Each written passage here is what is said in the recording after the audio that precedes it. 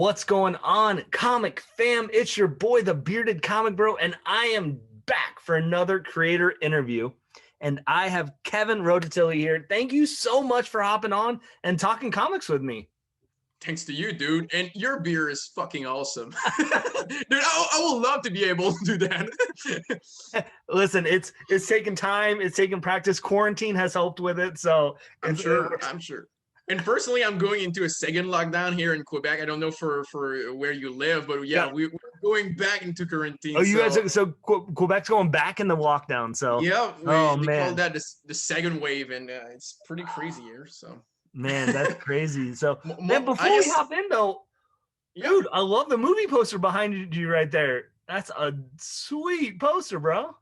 Man, it's one of my favorite movie. Actually, Clockwork Orange is one of the first movie that made me like a confirmation I wanted to create stuff. It's my history teacher, which is pretty weird, in high school, that did give me like the Stanley Kubrick collection movies and said to me, if you want to create stuff, watch this shit. I don't care that you're 14 years old and you're gonna see rape because of your history teacher. But I didn't watch Clockwork Orange because of a teacher. It's kind of weird, but I thank him. There's no rules in Canada. That's all we do. He was sorry and everything was fine. That's awesome. Well, again, thank you so much for just taking some time. I know we've been following each other on Instagram and social media for a while, and I feel like I've gotten to know you through that. And I almost brought some tacos on from our previous conversation so we could have some tacos. Oh man, you just like activated the addiction now. Now you're like, oh, I said something, now you're ready to go. Bye, I'm going to Taco Bell. All right, see you guys, this interview's over. Taco Bell's gone. But you're here to promote one of your new books called Freak Snow, Washed in Blood, right? Yep, that's the name. We've been working on that for 3 years. It's a really passion project for me. It's the book that you really want to get out, and I was so satisfied with the result. It's really what I had in mind, and it's a book that we did write on a process of really 3 years. Like there is a page in the book that we added at the really last time, like minute, like maybe 24 hours before the printing. So it's something that I did really it's Director Scott that you're getting with the book. There is probably like 50 version of it, and I really wanted to get the perfect version for me for this book, and it's really personal. The main character is kind of myself put in the metaphor, because I really hate winter. In Quebec, we get one of the badass winter. So I hate it, and this book is really kind of a combination of my love for games like Fallout, Westlands, and Borderlands that I was playing in my teenage while there was a winter outside. So the idea is pretty much merging my hate for winter with those games I love, and we got the universe of Freak Snow now. Man, that's so cool. So you said this has been a passion project for you for 3 years. Is this your first foray? Is this your first trip into comics? I was an editor for like 3 years before that, so I did like 25 comics or something like that. Okay. And I did stop and really focus on this book for a few years. For the 3 years, I started with an artist. The artist was not like giving the pages and stuff like that. Stuff that happened in comics. And I asked it to Rob, that which is my longest collaboration in comics. It was the first book that I was the editor on, and that he was the creator behind. And I said, hey, Rob, you got a really similar style to the guy working on my book that is not giving my pages. Would you love to do it with me? And we started the book together. That's so cool, man. That's exciting. Well, before we hop in too much more into Freak Snow, I was about to say Freak Show, but before we hop into Freak Snow too much, how did you said you did some editing. How did you get into comic creating? I always like to ask people when I have them on, how did this kind of spark for you? Where was your first start in the creating comics? Dude, I'm the proof that movie theaters work for comics, because I never really read a comics before watching the movie Watchmen in theater. Because for me, I knew that comics was not just for kid and like kiddie stuff, but like anyone that is super mainstream or doesn't go into comics will think that comics is like that because it never opened and did go into a comic shop. Right. So, and I'm a really big movie guy, as you can see with Clockwork Orange behind. So I go in theater, not right now, but like 3-4 times a week, and I go into the indie theater and just discover those weird little movies by guys. I'm a movie freak, and I did watch the movie Watchmen by Zack Snyder, Yep. and I was blown away by this movie. It's still one of my favorite of all time. And I think it's a masterpiece. And when I saw the DC logo on it, based on a graphic novel by Alan Moore, I was like, oh, wait a minute, that's a comics? That comics can be that mature and deep? Is it Right. possible? So first thing I did go to the comic book store directly after the movie. I did buy the graphic novel, and I was like, fuck man, it's panel to panel, that movie.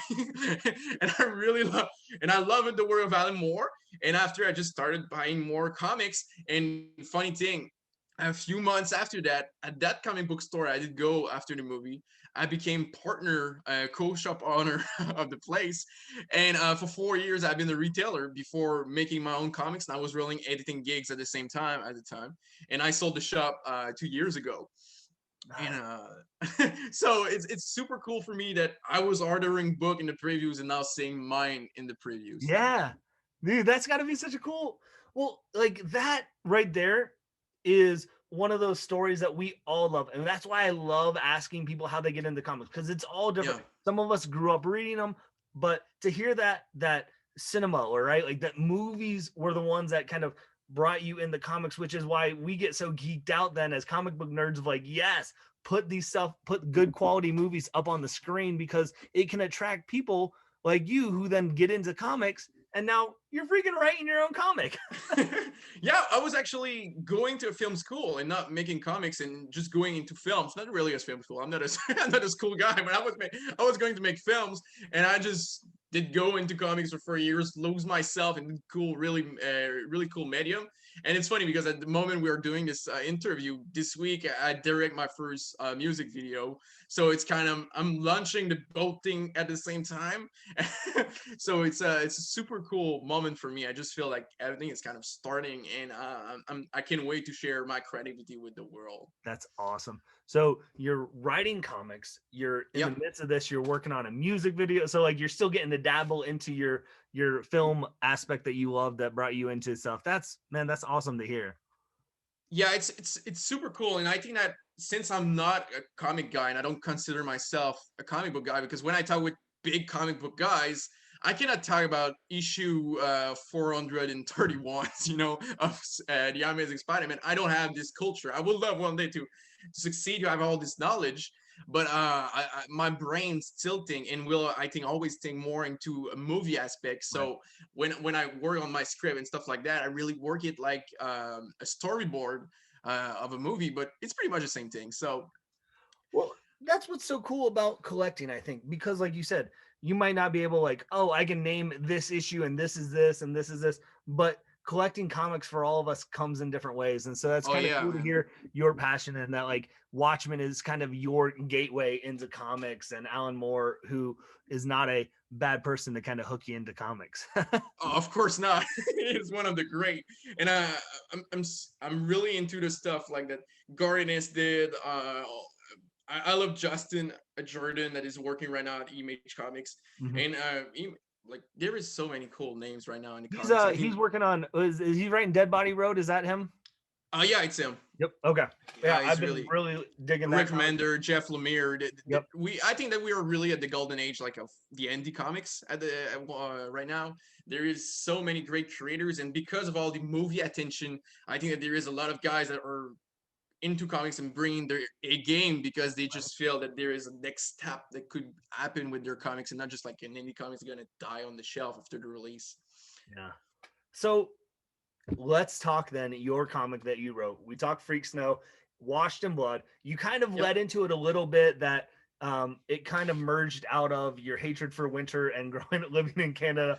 That seems like a bad combination there. But playing games like Fallout and things like that. Why don't we dig into a little bit more where what is it about then? What's your comic about? If people have never read it yet, because obviously they haven't, because if they've read it before I have, I'm mad. So no, just So the story I will say on the first degree is actually we're following a young cult survivors. His father was the voice of the cult. This guy decided to make a mass suicide of all his followers.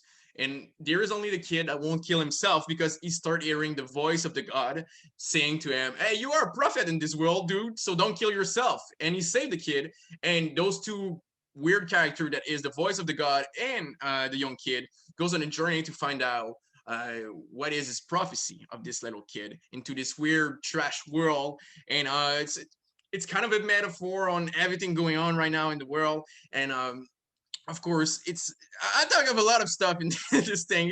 It's a big it was a big gateway for me of talking about everything I wanted to talk, and just because the first thing about Freak Snow, it's me being pissed about winter, so I'm like, let's talk about everything I'm pissed. But it's still a really, I think, even into all the darkness that there is in this book, there is some funny moments, and of course, the ending is super hopeful for the main character and funny in the same way. Because I'm that kind of person. I can be super deep, and the next minute do like a dick joke. So, and it's really reflect in the book. It's the same. It's the same way. It's my personality put on pages. you can kind of you can be going one route and say, oh, all of a sudden you go the different route right Yeah, there. it's the same thing. Like you feel me in this interview right now. It's just like left and right, and it's the same thing in this book. You're gonna go left and right into deepness, and after in weird humor that you find in some part, for example, or shows like that. Man, that I'm already excited. I'm hooked. Um, it's coming out. I think what in December is that correct? Yeah, December 2nd. So we are in store for the Christmas period. That's super cool. It's kind of sad that I'm going into lockdown. I was going into a really big like shop tour, but Right. that's cool. I mean, I prefer that. Let's fight this COVID, and after we open like the Comic Cons and stuff like that, because man, I love cons. I love cons. I can't wait Man, don't we to meet all? We're all missing the them. geeks. We're missing them. So because I you can still order this book through the previews and everything like you said. I was just checking before I hopped on. You Yeah. have in the previews, I think you have your regular issue, and it seems to be a heftier book. So this is just a one shot. Is that correct? Kind of. Yeah, it's an original graphic novel set Yep. in the universe of Freak Snow, and they're gonna be another series that's gonna start in the January preview after this one, that are completely separated, but still in the same universe because it's a world that we are building and not just like a story. I really want to push the story because for me, into comics when I did get into comics, and since I'm the type of guy that work on many things like making a music video, and after making comics, and I will be directing a short film at the end of the year, and after making other comic series would be a month. So Todd McFarlane is one of my biggest inspiration now. So I always have this little guy on my office, and just reminding me like, hey, dude, you can do 300 issues if you want of your little weird thing. So that's the goal with it. I don't know if we will reach 300, and I will want to reach 300 because it's kind of crazy numbers, and just like you need to really be inspired and have something to say in the world of Freaks though. But I will run it as long as I can make quality content into this universe, and I feel just comfortable to still release stuff and that it's still on the A game. I don't want to push it like for years and just making like C B movies, B comics, you know. So that's the plan with Free Snow right now. And in the previous catalog, you have until like October 13, 30, and you can order the regular copies at just 9.99 for the original graphic novel. We did put Yep. like the lowest price tag that we can put on it, and there is also a signed version by me that we only limited to only 100 copies. And you get like a certificate of authentication. The book is numbered, so it's kind of a cool thing if you are a collector. Yeah. That's sweet.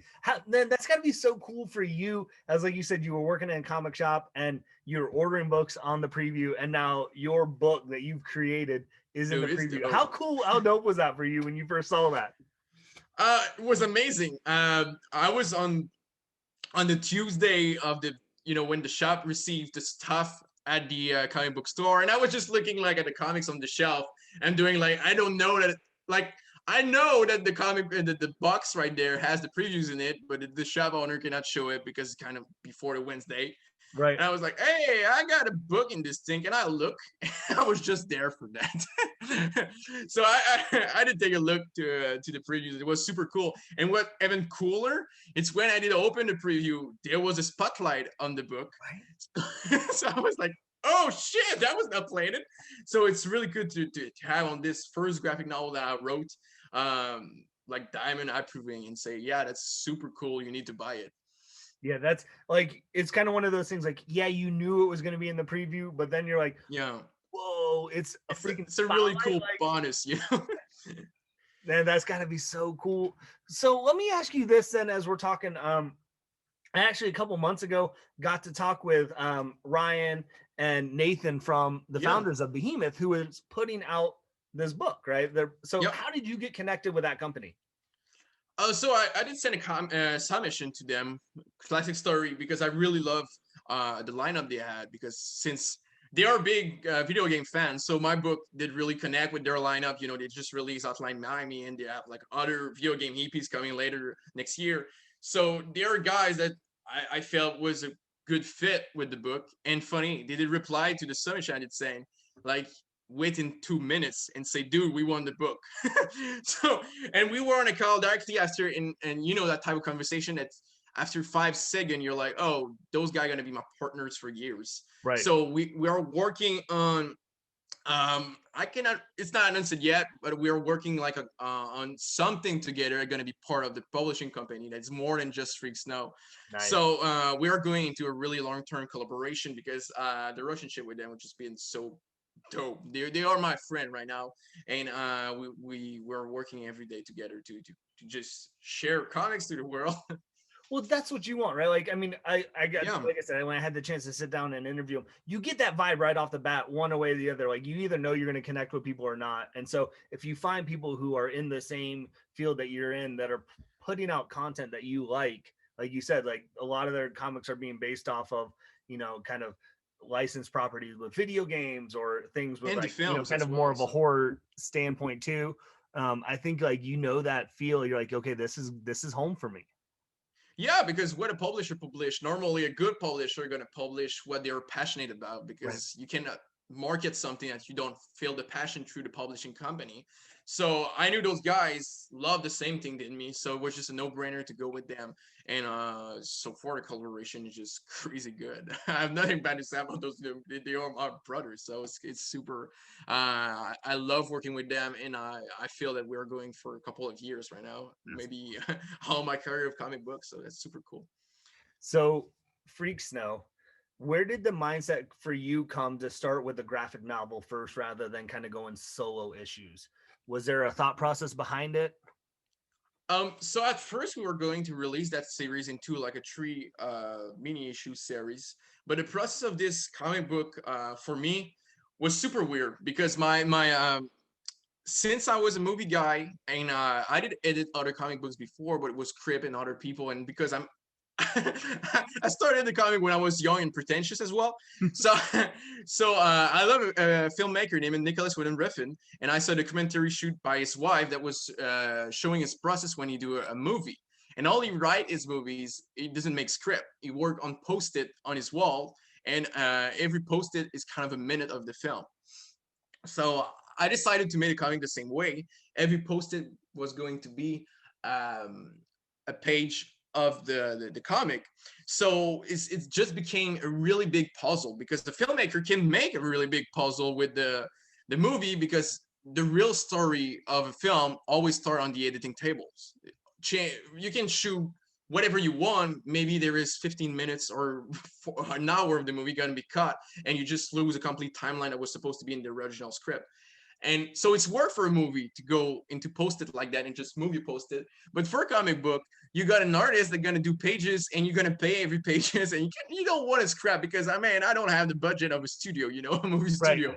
So there was pages that we did scrap. There was pages that were supposed in the book. There was panel that I did change in the process. So the process was long as well because I didn't work it out that way. But I'm super super happy of the final result, because I think that we did something super tight story wise, that nothing happened for nothing. And I'm really proud of the book and the reception so far of everyone that did get it in early reviews and stuff like that, they all say that's something that unique they never read before and just felt it's super original. So I'm really happy because of the type of reception I wanted in the book. And I'm glad that I did not fuck it up with with my weird process. I always watch my wall because on that wall there was like maybe 200 posted at some point. So so it was a crazy process. And when I was sure for posted, I was just writing down in a Google Doc. So there is probably like 500 pages of Google Doc, and it's just each page of the Google Doc was a page of the comics, and it was not bolt into a script. So it was kind of a script for each page that were independent, and we're just moving all around and making the puzzle perfect at the end. So the book started at 44 pages. I started 46, and we finished on 80 pages. So So yeah, it's the final copy is 80 pages. yeah, and we were at the beginning on just a one shot, not a one shot, a number one of a series that gonna be like 28 pages, and we start. Yeah. And it's funny because the first version is the battle of the at the end that was starting the comics. So pretty much everything at the beginning of the book was had later on. So we changed the whole stories at some point and come out with this book, and I'm super proud. It's even better than what I wanted to do. I'm really really really proud of it, and That's what it's got to. I mean, like you said, for a graphic novel coming in at 88 pages, and you guys are selling it for $9.99. yeah. That's like, to me, that's saying you guys are believing in this book because you're like, we just want to get it into people's hands, is what it almost is. Because like Yeah, that's so cheap for an 88-page graphic novel. that's our goal with Nathan, what we want to do, because we really believe in the book with them. We want to sold out this print run, and after release a version with all the extra at the end of the book, because it was a so weird process. And at the same time, we have like a lot of references in the book. For example, we got a character in it that's named Weed Jesus. It's a real cult leader that we did get the agreement to be in the book. So we did actually meet this guy to get it in the graphic novel. So there is a real cool guy. There is other cult that we're referencing that are real ones.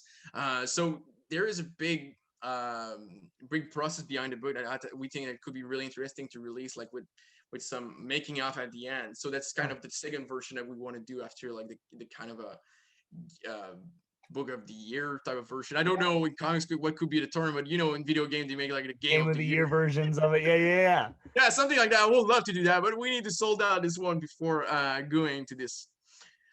Man, so if y'all are watching this interview and you're not sold yet on the book, what are you doing with your life? Like, go check out this book, order it from your LCS. Final order cutoffs are still available. I think you said till like mid-October. So get Yeah, that in. Because it's right now in the October preview. The code is OCT 201253. Go for it, say that to your comic book store, and you won't regret it. I'm so confident in it. If you don't like it, I give you back your $10. Okay, if you hear that on the video, just DM me and say your book was shit. No problem. I PayPal you $10. I watched the BB Comic Bros interview. I don't like it. Give me my money back. There you go. You heard it here first. But no, I mean that's cool because you obviously are passionate about what you're doing. The company that's publishing it seems passionate about what you guys are putting out. Um, so I know you kind of said at the beginning your artwork, you kind of had someone kind of starting and it wasn't getting to where you needed to, so you reached out to someone that you had worked with before because of similar styles. What led you to that style? Because I'm guessing it's very similar to the cover art that I've seen on the previews page. Is that accurate? Yeah, it's the same artist doing the interior. Something interesting about the book, there is three artists that working on the graphic novels, because there is like kind of three timeline, because we go into the god worlds as well, of the god talking to the kid. And when we are in the god world, it's a different artist and named Costed Pentulas. You got like a really Moebius style that you join into this god world. And the third artist just did like a first page that we did add to the book like few minutes before the printing, like I said at the beginning of the interview. And it's actually um, the past life of this god getting reincarnated into the god world. So we just like make a transition into this. So there is 3 artists, and the main one is Rob doing the post-apocalyptic snow world. And yeah, it's like on the cover, it's a kind of a Frank Miller anime version.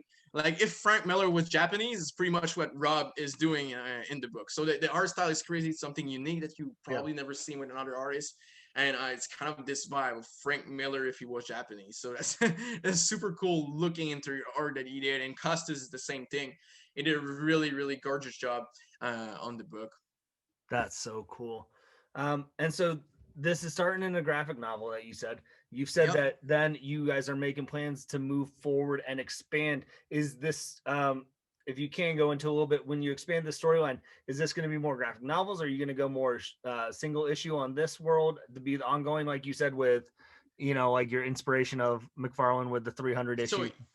so yeah, we are going for an ongoing. They're gonna start in January, previews and release in March after this graphic novel that is an original graphic novel one shot. You can just you. It's not a problem if you don't read this one and you jump into the ongoing, and it's not a problem if you don't jump into the ongoing and just read this one. It's two independent stories just set in the same world. There is some character that are gonna come back, but this story don't have like a really big impact on it. There is Okay. some reference, but nothing more. So the ongoing series, all we work it's gonna be a really we start with a short story. It's kind of a I think it's Ed Hooper or that worked like that. He makes some short story art into the ongoings, and we switch to another character after him, but it's still ongoing. So the concept of it Okay. is we follow a freak for a number of issues. We do our stories that we have to do with him. For if it's 3 issues for this freak, we go for 3 issues. If it's 5 issues for another freak, we're gonna do 5 issues.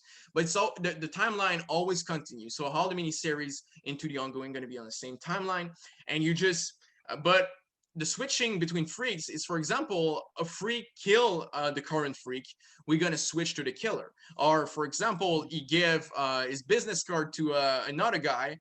Well, we're gonna switch to the guy give his business card, and just we switch into the world that move at the same time That's cool. on the same timeline. So that's the concept of the ongoing. And we start with a guy named Barney that he is a drug addict that is looking for where he did lost his wife and his girl into this post-apocalyptic world, and just get really crazy because he is high on drug. It's kind of Phil Hood in Las Vegas meet Okay. Fallout in some way. So we got this really high guy walking around in this post-apocalyptic world and trying to find his wife and his girl that he forgot where they are, or if he did kill them, or if he did lose them somewhere, whatever. So he's just looking around. And when we go for 4 issues with this guy, and after we transition to another character. That's cool. I mean, that just sounds like a unique style, and I am so looking forward to December to pick up this graphic novel and just dig into this world of Freak Snow, because Thank you, man. I think you are creating something that's just captivating, and it sounds like a unique storyline that in the midst of everything that's being put out right now, to find something that seems kind of unique. I think that's a special thing. So I'm excited to see what this entails. So Thanks a lot, dude. Yeah, I think it's the goal for every creator to bring out something unique and that feel creative in the world, in the creative fear at feel at the moment that you release it. So I hope so. I think that we did something that is really unique and sound like nothing else, or actually is a good combination of a lot of things. It just feel like and now feel like something unique.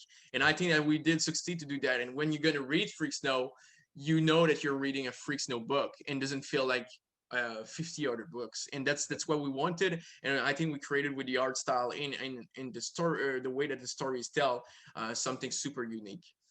that's exciting.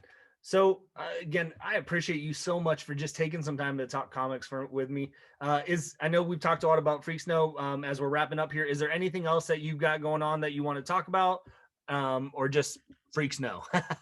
Uh, it will be just Freak Snow for now, but That's fine. we gonna talk later. Just I would love to talk about a lot of shit, but I'm right now under NDA No problem at because all. as you know, BMon, there is some licensing stuff. So Yep. they did jump the crazy Kevin on some of them. So so I gotta be working on some stuff there, and at the same time, like I said, we are kind of building a brand with Yeah.